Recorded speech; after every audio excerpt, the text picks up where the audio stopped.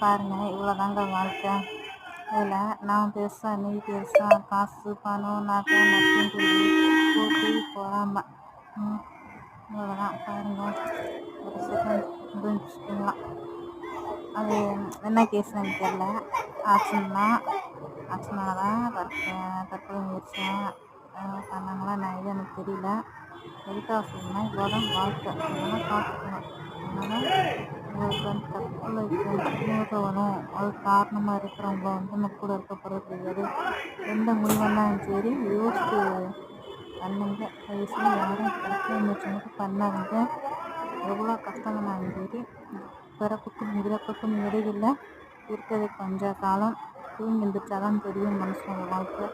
அதனால் இருக்கிற வரையும் சந்தோஷமாக ஒற்றுமையாக இருந்து வாழ்க்கை போகலான்னு நினைக்கிறீங்க.